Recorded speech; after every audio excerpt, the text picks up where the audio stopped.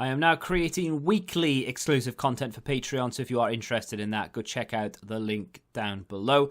And of course, if you want to avoid the random lottery of FIFA points, you want to go straight to the source, buy the players directly, use u7buy.com and use the code TVM at checkout. What is going on, guys? TVM here. Welcome back to another player review. I want to do more of the MLS players. There probably will be some Latin Americas as well, but there's quite a few MLS cards that I want to try, and they're not really that expensive. I'm about to open my Reds as well, so I'm kind of hoping for some decent players that I haven't quite reviewed yet. So look forward to that. Up next is going to be Untitled Lodeiro, of course, of Seattle Sounders. 4-star, 4-star, 5'7", which is just every player that I review right now seems to be 5'7". Short and lean body type, because of course he does, and then a high attacking work rate, medium defensive, and he's left-footed. If you needed to know that, he's got a hawk on him. I mean, there were a few chem styles I could use. With the sheer number of players I'm getting through right now, I'm sort of running low on the likes of engines. So, I mean, to be fair, I wouldn't probably have given him an engine anyway, because I do really want to boost up that finishing. So a hawk kind of made sense to try and get him a little bit more in the way of strength. Put a little bit of pace on him as well, as topping that positioning up to 99. Shot power goes up to 99. Finishing's up to 87. Could definitely have improved that a little bit more. Maybe, I think is, again, wanted to improve that that pace a little bit, as well as the finishing. And obviously a hunter is not really a viable thing to be putting on every single player that I review. So yeah, didn't really want to do that. Of course, he's not being played as a striker either. So even though I want to boost up that finishing, it's not really, it's not like the be-all and end-all. Like, if you want to play him as a cam, which is what he played in for the majority of the review, he did have a little stint, very small, out on the sort of left attacking mid position. That does still mean he's a cam, but obviously left-sided, and generally speaking is acting more like a winger.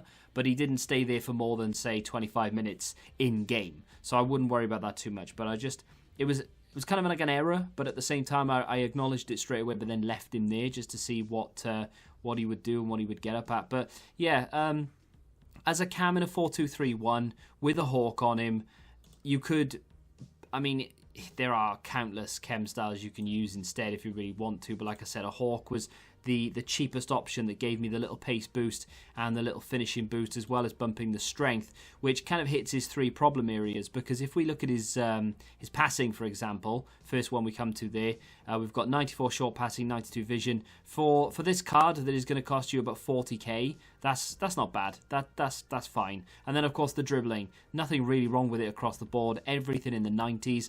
These type of cards aren't going to be your, oh my god, I've just packed Lodeiro, let's get him into a team. It's not a Neymar and a Ben Yedder and Mbappe. It's not even like an Aouar type player where you're going to be that excited to pack him, because he's so cheap, because they don't have the links. They're not that well known outside of the MLS or outside of their nation. So realistically, who's going to want these cards? Again, only fans of the club or of the player, or if you're trying to build some sort of budget MLS team, then you might be interested in it, right? So, with that being said, we're not expecting big things from him. I wasn't going into these games thinking, right, well, I'm going to uncover the next Messi, because that's not what this is.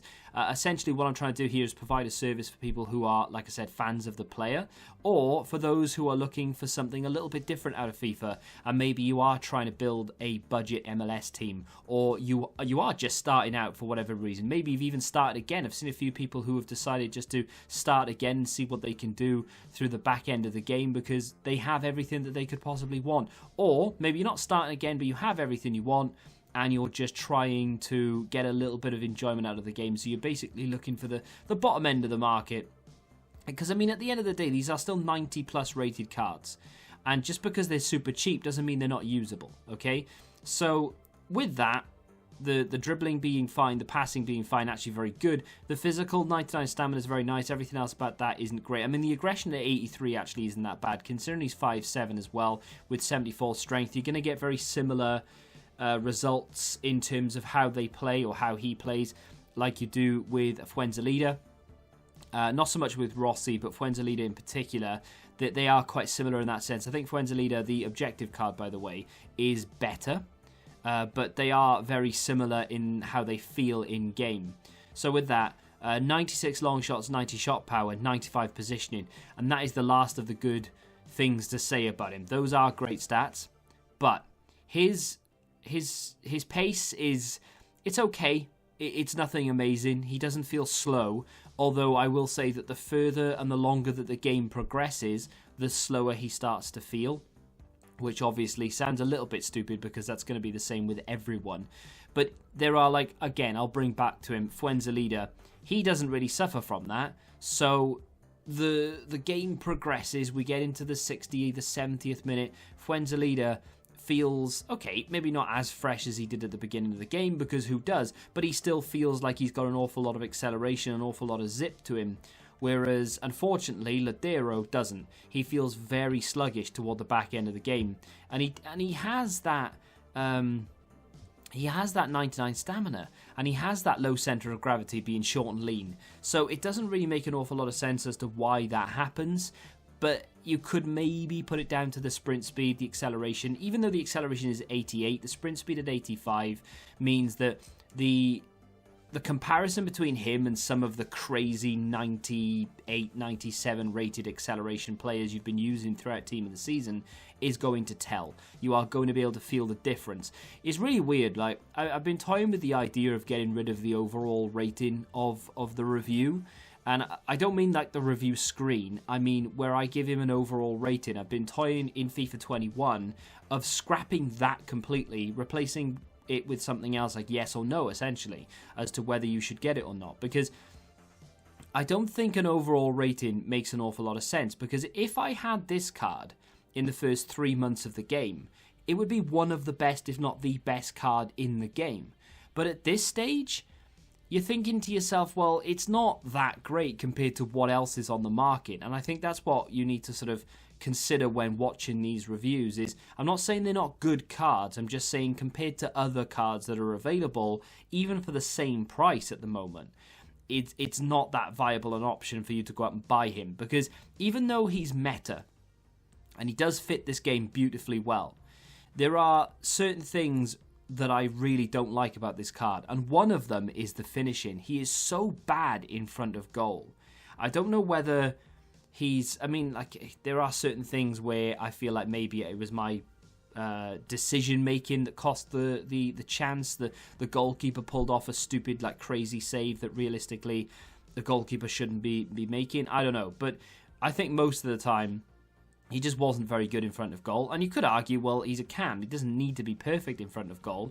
I think I can count on one hand the amount of times I scored. He really doesn't, like, if you did like a percentage versus completion, it would be very low. His goal conversion rate would be in single figures, I think, compared to the number of chances he was given. I had to, like, literally put it on a plate for him with nearly an open goal. I think there's a clip coming up, actually, with Ronaldo, and I did it on purpose because I didn't have any faith in him scoring at all, and I thought, you know what, we're going to find out here. So he assists Ronaldo there, which is really good. His assisting, nothing wrong with it at all. His positioning is very good. On the ball, he's fantastic. His dribbling is really nice. He's got that low centre of gravity, feels fast. But when it comes to his finishing in particular, he is dreadful. He gets in there, he does score, but he needs the assistance of the post. I think he scores another goal here, actually. But maybe it was earlier on then, where he literally requires the assistance of Ronaldo. I think it was earlier on, where I'm literally through on goal with Ronaldo, and I hold it up, and I hold it up, and I hold it up, and I make sure that Lodeiro is the one that takes the shot. And the reason for that is because I had no confidence in him whatsoever. So I thought, even though this is on a plate, I bet he still misses. And he didn't. Fortunately, he did actually score, but I had no faith in him in scoring. Didn't really enjoy myself that much doing this review, I won't lie to you.